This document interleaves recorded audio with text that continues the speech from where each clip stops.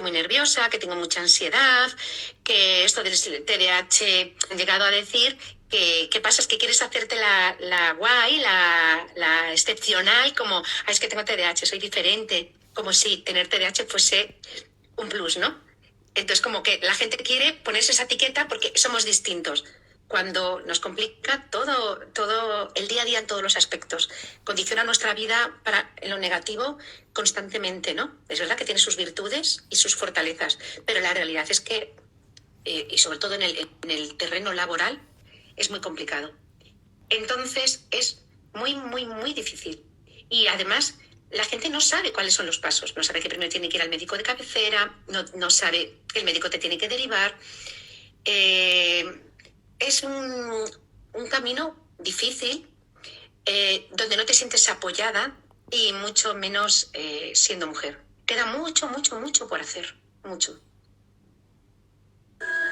Bueno, aquí en Latinoamérica no está la figura del médico de cabecera. Por ejemplo, en Perú, lo importante es que vayas con un psiquiatra o un neurólogo que tenga experticia. Se recomienda el caso de adulto que sea un psiquiatra que tenga la experticia y que sea capaz de hacer ese diagnóstico diferencial. Es decir, que de todas las posibilidades sepa qué es TDAH y que pueda estar presente el comórbido de ansiedad, de depresión y que aborde las dos condiciones de forma simultánea.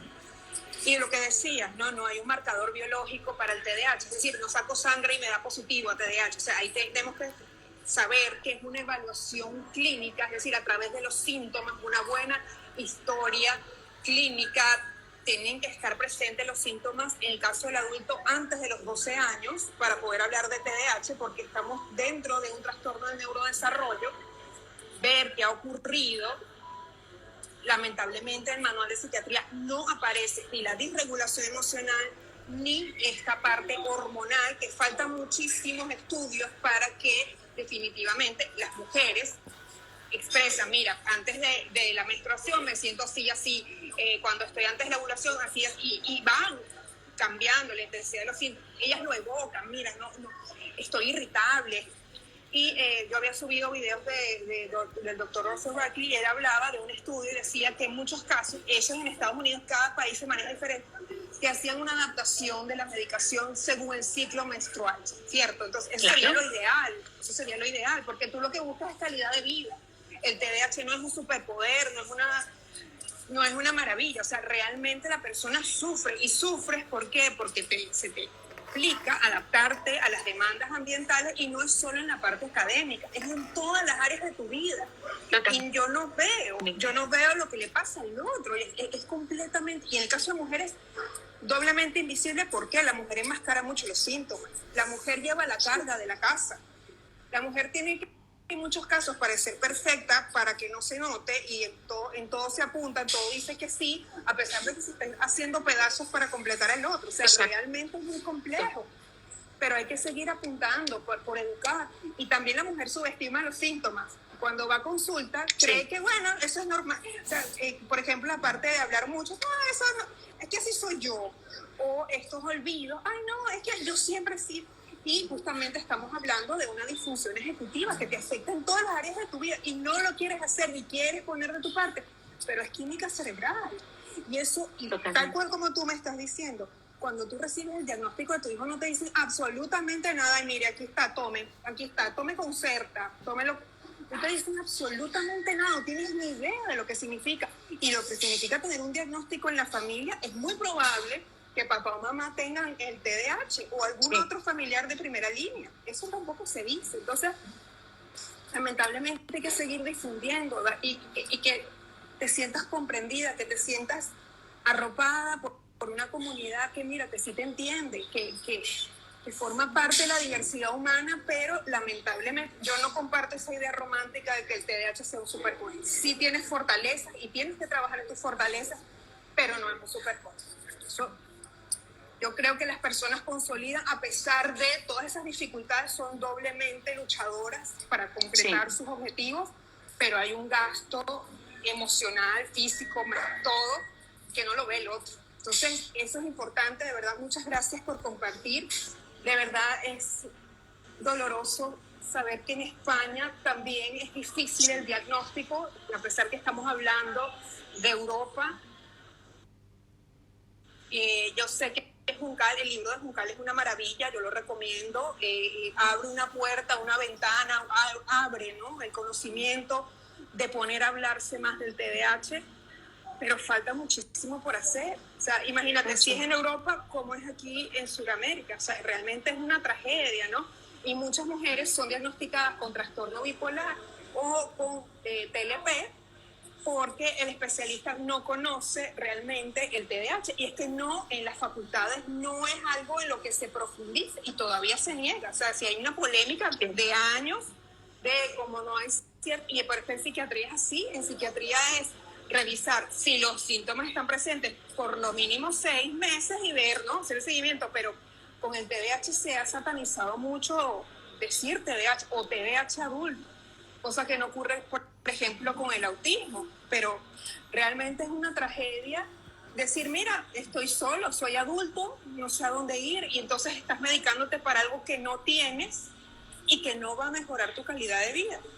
Entonces, ya para terminar, Marta, coméntanos sobre, que ya lo has mencionado, lo que significó ese diagnóstico tardío para ti, tu abordaje en tu día a día, y qué le dirías a alguien que en su familia está el TDAH, pero tiene miedo a buscar diagnóstico porque es toda una travesía. Coméntanos un poco. Sí. Desde luego a mí me cambió la vida tener mi diagnóstico. Además, es curioso porque es algo que tú decías. El diagnóstico es algo como que tienes que defender, ¿no? Porque incluso tu entorno, no ha sido mi caso, porque yo ahora me doy cuenta de que me viene de mi padre. Efectivamente, hay una línea genética en mi familia muy clara. Uno de mis hermanos también lo tiene, alguno de mis sobrinos, mi hijo. Y lo tienes que defender porque la mayoría de la gente piensa que es una tontería, algo que te estás inventando, y lo típico. Yo también pierdo las llaves, que nos han dicho a todos, ¿no? No, es mucho más que perder unas llaves. Es perderlas constantemente y con una intensidad. Son todos los síntomas a lo bestia, son abrumadores. Me acuerdo que me dijo Juncal, a toda esta gente que se ríe del TDAH, que dice, vaya, qué chorrada, eso es una tontería que está de moda, dice, les daría un día de mi vida, con un día, para que supiesen lo que es tener TDAH.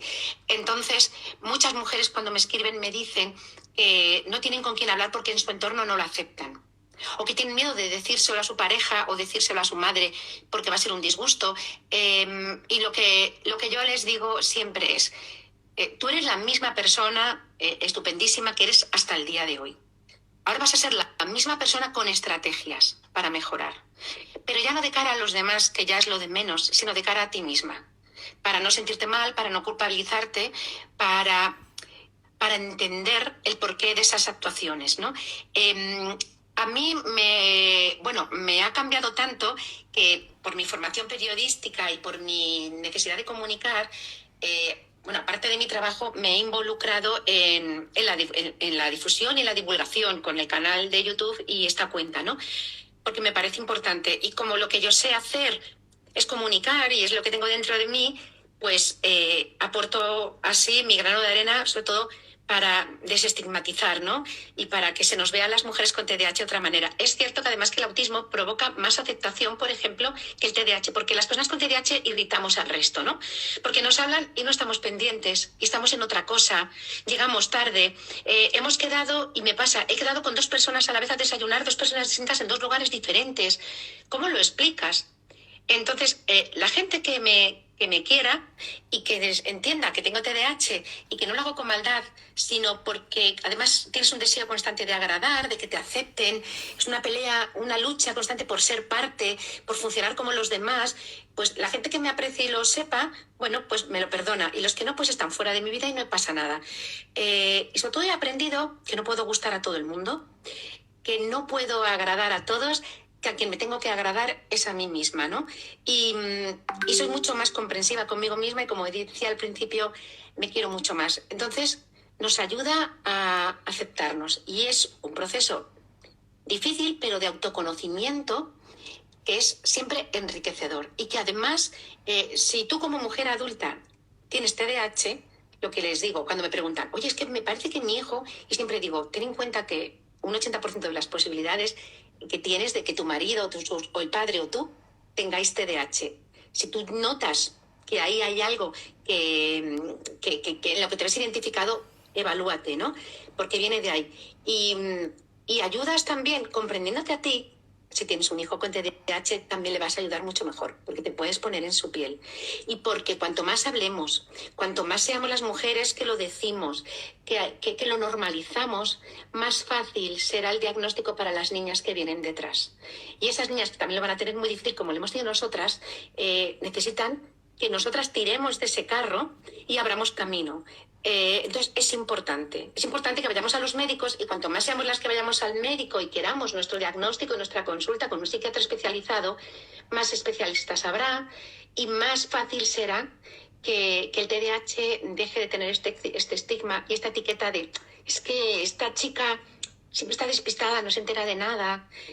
Incluso que en el ámbito laboral, que es lo más complicado, por lo menos para mí, que se normalice, que se den cuenta de que tenemos muchas virtudes, que ofrecemos un cerebro diferente, es no todo que nosotros sepamos que no podemos funcionar como los demás, ni tenemos que funcionar como los demás. Afortunadamente, para lo bueno y para lo malo, nuestro cerebro es distinto y tenemos otras virtudes y otras fortalezas que otros no tienen. El problema es que nuestras virtudes y nuestras fortalezas, como no son como el resto, se estigmatizan. Pero podemos aportar y podemos hacer grandes cosas. El problema del TDAH no somos nosotros en general. El problema es la sociedad, que no acepta lo que se salga de la norma. Si se aceptase, nuestro TDAH sería enriquecedor para ellos y para nosotros. Porque si todos hiciésemos las cosas de la misma manera, nunca se aprendería nada nuevo, no se descubrirían cosas diferentes. Pero es la sociedad la que se tiene que adaptar a nosotros. Yo ya me cansé de intentar adaptarme a los demás. Y además es que ya no quiero, o sea, no me da la gana. Soy así, todo lo que hago lo hago con buena fe y con la intención de ayudar, porque es verdad que luego somos muy empáticas.